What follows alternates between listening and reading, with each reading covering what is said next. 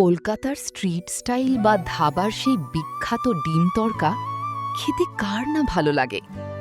চলুন আজ চটজলদি দেখে নিই এই জিভে জল আনা রেসিপিটা। প্রথমে মুসুর ডাল ভালো করে ধুয়ে নিন। একটি কড়াইতে ধোয়া মুসুর ডালের সাথে কুচনো পেঁয়াজ, কাঁচা লঙ্কা, রসুন, টমেটো কুচি, স্বাদমতো লবণ ও সর্ষের তেল দিয়ে দিন। ডালের সাথে সব মিশ্রণটি ভালো করে মিশিয়ে নিন। পরিমাণ মতন জল ও হলুদ দিয়ে ডালটা সেদ্ধ করে নিন। এবার কড়াইতে সর্ষের তেল দিয়ে গরম করে নিন। ছোট ছোট করে পেঁয়াজ কুচি, স্বাদ মতন লবণ ও ডিম দিয়ে ঝুড়ো করে ভেজে নিন।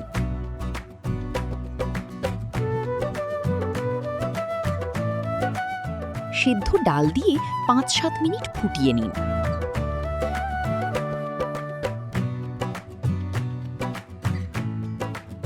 ধনেপাতা কুচি ছড়িয়ে গরম গরম পরিবেশন করুন।